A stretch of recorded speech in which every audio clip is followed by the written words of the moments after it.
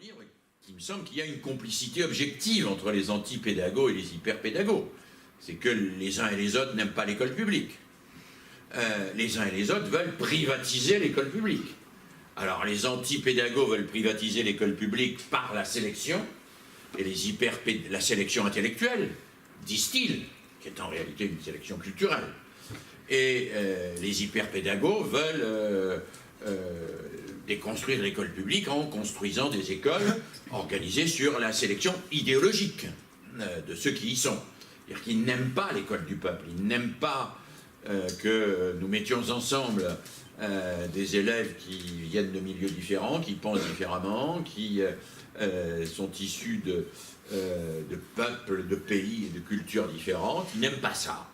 Ils sont tous dans ce culte de l'entre-soi, l'entre-soi des élites d'Henri IV d'un côté, l'entre-soi des petits Émile au cul rose des écoles Montessori de l'autre. Et parfois, ces entre-soi, c'est les mêmes. C'est les mêmes petits Émile au cul rose des écoles Montessori qu'on retrouve dans les classes préparatoires du lycée Henri IV ou du lycée Louis XVIII. Si je peux illustrer, je m'arrête. Ouais, si je peux illustrer cette connivence, deux exemples. La Fondation pour l'école, c'est l'organisation, on va dire la maison mère des écoles hors contrat en France. Alors, on y trouve les intégristes de la Fraternité Saint-Pédis, on y trouve les écoles Montessori, on y trouve les écoles Espérance Banlieue, etc. Exactement. Madame Polony, avec son drapeau républicain, a présidé le jury du prix de la Fondation pour l'école.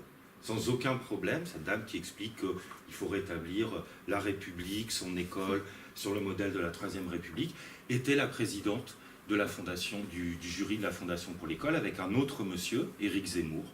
Ça s'est passé en 2010. Les écoles Espérance Banlieue, qui sont des écoles qui sont chapeautées également par la Fondation pour l'école, ont organisé un colloque au Sénat en 2015, colloque animé par Madame Natacha Polony. Voilà. Deuxième exemple, Monsieur Finkielkraut. On n'a pas plus républicain, l'école de Jules Ferry de la Troisième République, lors d'une émission réplique sur France Culture, a déclaré qu'il comprenait les parents qui inscrivaient leurs enfants dans des écoles hors contrat parce que c'était une posture d'autodéfense. Voilà.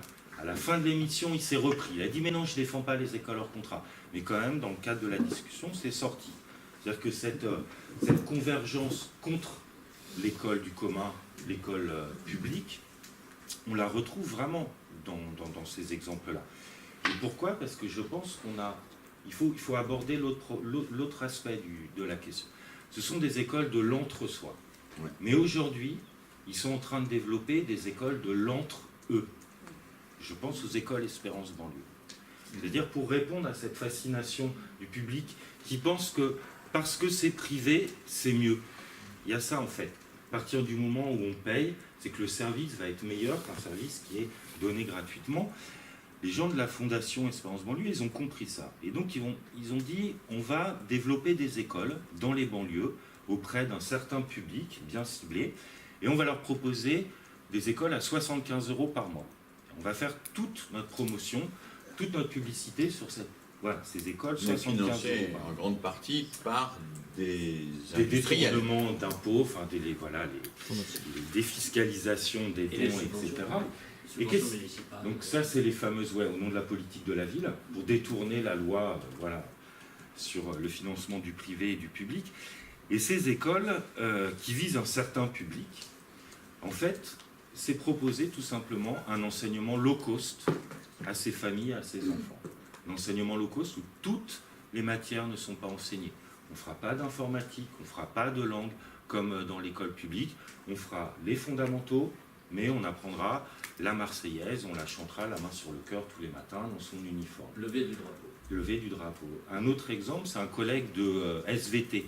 Parce que, il se trouve qu'au bout d'un moment, quand même, ces familles quittent ces écoles, notamment la première qui a été créée à Montfermeil. L'enseignement de SVT dans ces écoles, c'est aller se promener en forêt, parce qu'il y a beaucoup de scoutisme derrière tout ça, et constituer un herbier. D'accord ? Et c'est très bien de constituer un herbier. C'est une activité vraiment importante. Mais il s'arrête là. C'est-à-dire qu'on est juste dans l'observation du monde. Il n'y a aucun cours de réflexion, après de retour sur ce qui fait le cœur d'une science. Ce n'est pas simplement observer le monde et collecter des bouts de feuilles ou des... Voilà. Et donc on voit cet enseignement bas de gamme, en fait, qui se développe en parallèle de cet enseignement de l'entre-soi avec des coûts prohibitifs. Moi, en t'écoutant, je pensais à une formule que j'ai entendue du philosophe Grégoire Chamaillou, qui essayait de définir ce qu'est le libéralisme et quelle est la vision politique du libéralisme. Il expliquait qu'à partir des années 60-70, la question, l'enjeu, ça a été de transformer les débats politiques et de passer de débats politiques où la question était une question de choix de société à une société du choix.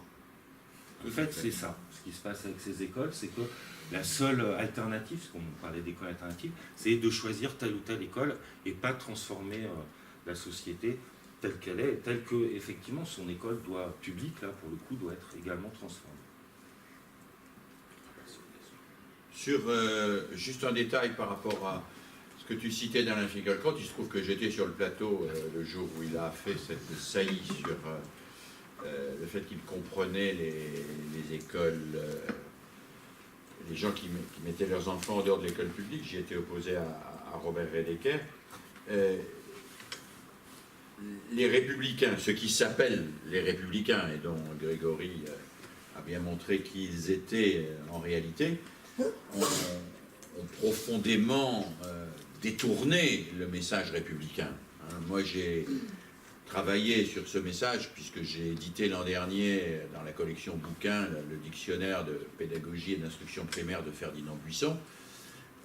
Quand on lit Ferdinand Buisson, on n'est pas du tout dans Finkielkraut, on n'est pas dans Zemmour, on est dans quelque chose de tout à fait différent. On est dans une pédagogie qui certes n'a pas été mise en œuvre complètement pour des tas de raisons et des raisons politiques en particulier. Nous sommes dans un moment particulier, la France a perdu la guerre de 70, elle vient de subir le traumatisme de la Commune, il faut contrôler et gouverner les esprits, donc la pensée de Buisson va être en quelque sorte utilisée comme un habillage du nationalisme ambiant. Bon, mais si on reprend la pensée de Buisson, elle est très claire sur son caractère, sur le caractère émancipateur de l'école, et elle n'a rien à voir avec ce qu'en dit Finkielkraut ou Natacha Polony aujourd'hui. Et même si on prend l'auteur que cite toujours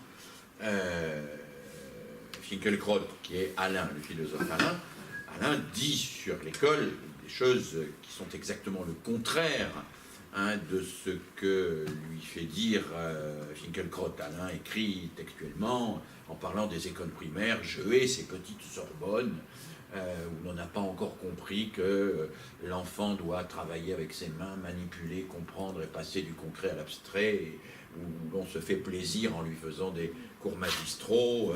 Il n'y a rien de pire et de plus anti-républicain que cette pédagogie-là.